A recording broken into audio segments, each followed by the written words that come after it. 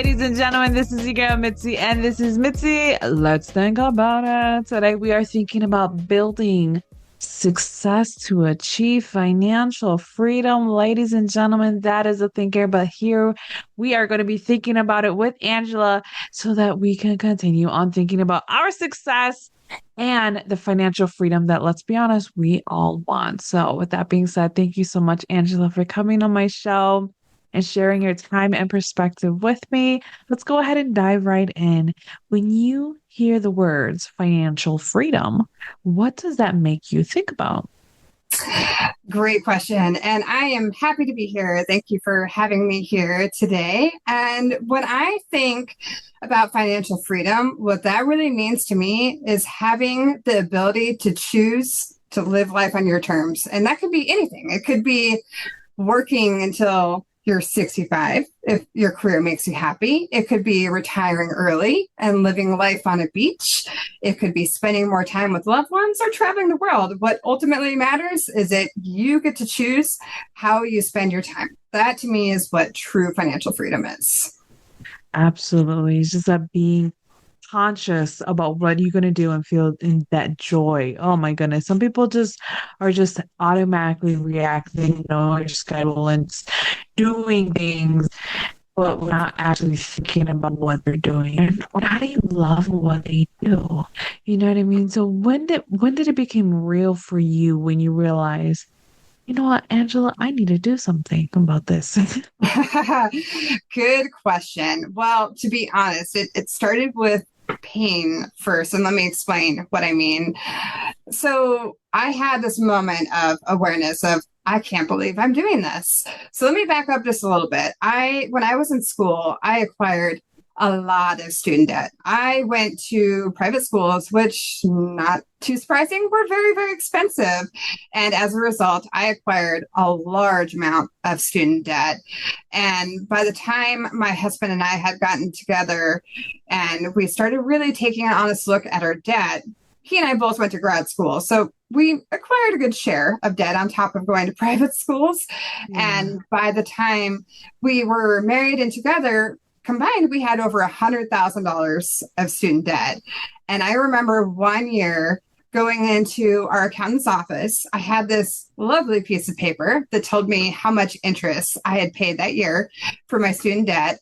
And when I looked at that piece of paper, it was something, and it's been years now, so I'm trying to remember exactly, but it was something attuned to $3,000. And I remember thinking at the time, I could have paid for a cruise vacation for myself with the money that I just spent in that one year on just my student interest. And that didn't account for what I had paid towards my principal, none of it. And it was this moment of, I can't keep doing this. So it was painful when I realized that I was wasting this money. And one way of thinking about it, I was throwing it out the window every year.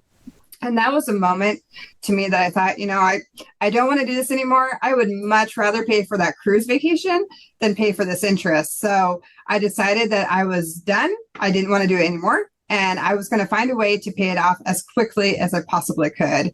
And it took time. It took effort. But yes, from that day on forward, I did commit to a plan that did work out very successfully. Awesome. Awesome. So I guess, what does building success necessarily mean to you then? We got your understanding of financial freedom. We got your understanding of why you dived into this for your life and your well-being, and let's be honest, your sanity. But what does it mean, or what does it make you think when you think about building success? Yeah, great question. So building success can really look like a lot of different things for different people, but I like to take a really simple perspective to it. And what I mean by that is that financial freedom itself is possible, absolutely, by other means. You can start a great business, you can inherit a fortune, things like that, and you can achieve it faster. That's also not very realistic for most people. But what is realistic for a lot of people is to build a successful career. And so to me, an easier path to financial freedom, a more realistic path to financial freedom, is to build a path to success for your career. And that is what I like to talk about with Fire Your Career. you can follow a traditional successful route, build up your career, get promotions, start doing different things, increase your income, and do it in a very natural way as you continue to just make small increments, small incremental improvements throughout your career. And in doing that, you can really start to see some large gains in your income if you do this consistently. And you can get to a point where you increase your income so much that allows you to achieve financial freedom. It does require discipline. So not only are you going to build up your career and be successful doing that, but you're also going to maintain a budget and live below your means, which, yes, does require discipline. A lot of us like to live at our means. It's a habit. A lot of our friends and our family members do it, but to achieve financial freedom and do it through your career, you have to be diligent and thoughtful about living below your means.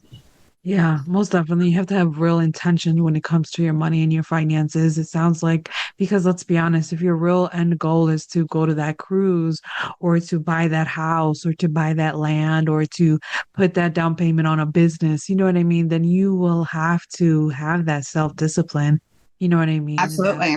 that frame of mind to know that this temporary sacrifice for today in the long run will be beneficial because I will be eating my rewards later on. And I don't think many people realize how beneficial it is to practice self-discipline and to implement that in your life, because to live in the moment, yeah, it's fun, but it's not always realistic. You know what I mean? And to Right. gain that financial freedom that we all want, could it be retirement, or could it be just having that, that entrepreneur life where you can do as many businesses or do tap into as many things as you like, just to have that financial freedom as well, or just having that, for every person is really different. But I think just knowing that if you want something and you really want to achieve it, you kind of have to have that self-discipline to even make it possible.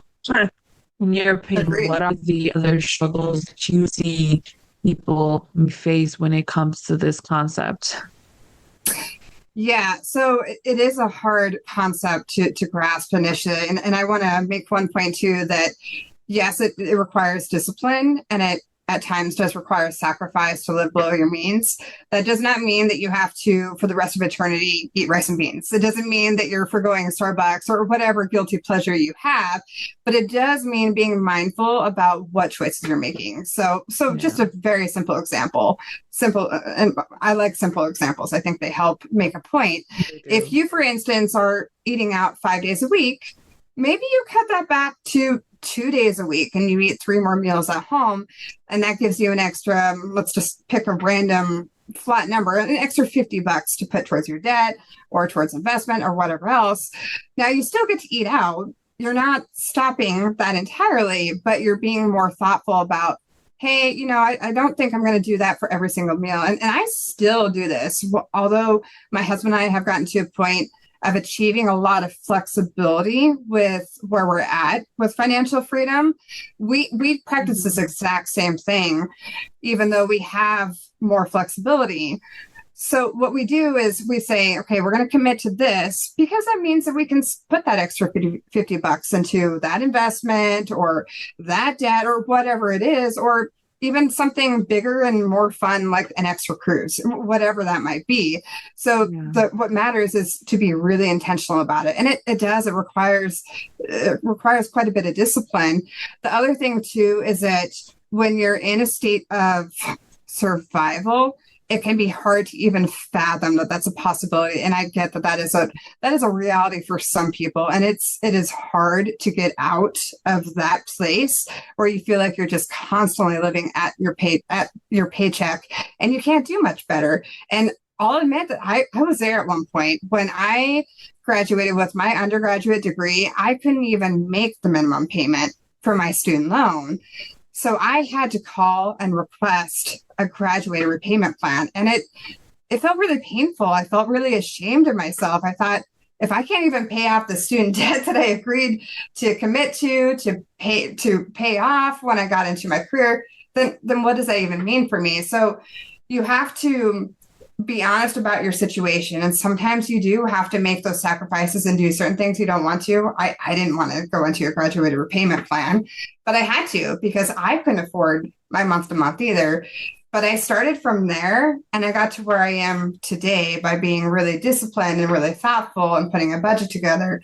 It wasn't always a fun process. There were fun moments of it, but it sure is a lot more fun to be where I'm at today versus where I was then. So it's at times it just requires just do a little bit better than you're doing right now. If it means that you're making one small change and you're able to save even just $5 more, that $5 can go into your debt and it has a snowball and compounding effect that can really impact where you're at later down the road. And you just have to visualize what that possibility is, even as hard as it might be at times.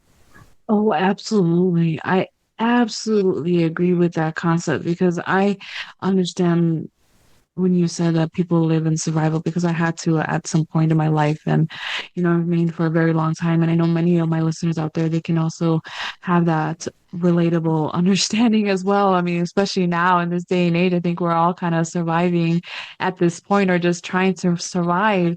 And one thing that I learned is just even if you do those small little sacrifices, like not going out to Starbucks, you know what I mean? Those $3, $5, $7, that adds up eventually. And what I started doing is that when I don't do those little things that get up on my account, as my account goes, when right before I get paid again, I roll that money over to my savings. And then it's like, oh, look at that. Now I have more money in my savings. And then before I knew it, by the end of the year, I had like $1,500. And I was just like, oh, well then, now I can pay this off, or now I can do this. You know what I mean? So it's like those little like 25 or just $3, 2 cents. I mean, you know what I Right. mean? Those little things add Yep. up, you know what I mean, in the long run, because we have short-term goals, but in reality, we have long-term goals because the goal is to get old. The goal is to continue to live life and to enjoy life in the best way that we can. But we also gotta be realistic. You know what I mean? Be realistic. Like you don't need to buy $1,000 purse when you can buy a thrift store purse. You know what I mean? Like Right. yeah, you could get a whole new outfit for this event, but you don't need to buy $100 outfit when you could buy a $30 outfit. You know what I mean? It depends on your frame of mind and knowing where you can make those compromises. And I think that's the heavy word is compromises. You know what I mean? Because when Right. people don't want to think about sacrifices because that hits heavy in the heart, they're like, okay, well, I'll compromise. And that makes it a little bit softer. But like your mind, what does compromise make you think about? Yeah. So to me, compromise is just agreeing to make certain sacrifices. So certain things that you're willing to give up that are less important to you, while also keeping the things that really, really matter to you. So, for instance, I'm going to just give an example of something. So if I am trying to save for this really nice vacation, yet I like to eat out, we'll go back to the eating out example again of 5 days a week. Yeah. But I am at my month to month limit. I am just barely making ends meet. Yet this trip is really, really important to me for whatever reason. If you make a compromise then and say, okay, this trip is important enough to me that I'm going to say, okay, I'm going to move from 5 days of eating out to two. That to me is a compromise. Now the trade-off means that yeah, you can't eat out as often, but you're still eating out occasionally, but you're also able to fuel your fund towards this bigger term goal you have, which is to afford this trip. Now I realize it's a very simplistic example, but apply whatever is applicable to you in those circumstances. If it's not eating out, maybe it's that purse that you want to buy, or Yeah. it's, this clothing budget you have on a monthly basis, whatever it is that makes sense for your situation. A compromise is simply being able to sacrifice a little bit of today in favor of tomorrow, but finding balance in that. Again, you probably don't want to get to the point where you're eating rice and beans. You can, and you'll be able to fuel your future goals much faster. That is true. Yeah. But do you want to sacrifice that much of your today or your tomorrow in order to fuel that much of your further out tomorrow? Maybe. And for some Yeah. people, it does make sense. I follow the fire community very closely, and I know of examples of people that have done that. I am not one of the people that could do that. There are people out there, and I applaud them for making those kinds of sacrifices. I cannot go to that scale. That is something, or I cannot go to that extreme. That is a compromise that I am unwilling to make. So, what I think is most important is you understand what compromise you are willing to make. What is something that you're willing Yeah. to trade off in favor of your tomorrow, your further tomorrow? Yeah. And where can you find that balance that makes the most sense for you?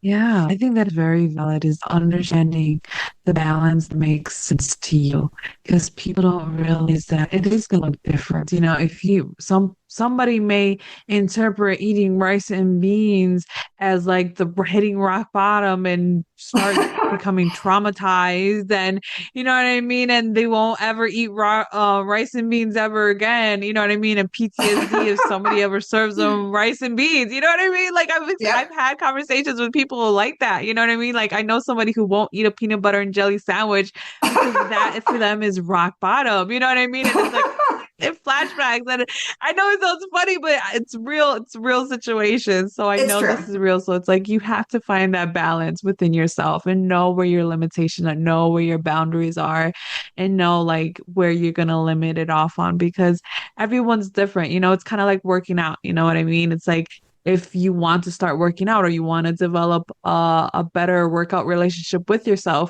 you know what I mean? Or you want to start walking more or gain a goal of walking 5 miles. Well, then, and you have no walking experience, but what are you going to do?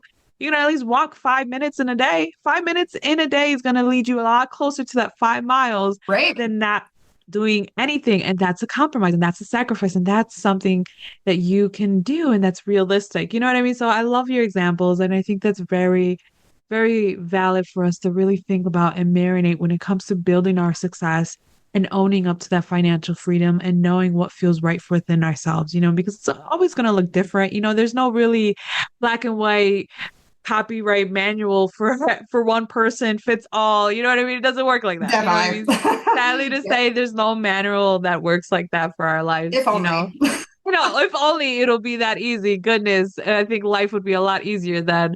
But that's the beauty of life is that it has complications to keep us on our toes, right? That's true. Yep, that's true. So I guess time is catching up to us. What can be some lasting words that you can leave us off with to keep on thinking? Yeah. So to keep on thinking, something else I like to point out is that don't underestimate the importance and the value of incremental improvements. And I think that's something we touched on a little bit. To do your 5 mile run, you might start with a 5 minute walk. Maybe Yeah. the next day it's a 10-minute walk. Maybe you Yeah. start to run the third day, a little Yeah. portion of that. And you might be surprised how quickly that ramps up. And funny example, that's exactly how I got into running. I used to hate running. I did. True story. I hated running. But I started really small and I just started doing a little bit more every day. Yeah. You'd be amazed what little improvements you make. They can make such a big difference. The last thing I'll leave the audience with is if you want to achieve financial freedom, it is very achievable. I know it feels like a lofty, far off goal, but use these incremental improvements to get there, and you can do amazing things. And if anyone wants more advice on the small ways you can make improvements in your life, feel free to check out my website at Fire Your Career. And I try to provide very small snippets of information to help you achieve success and get to financial freedom. See, there you go. I like that. I like that a lot. And it's funny that you said that that's how you got into running because I'm currently in my walking stage where that's Nice. what I'm doing. And my goal is to do an hour of walking, but I was able to break up my walking into 15 increments. So I'm at 45 minutes.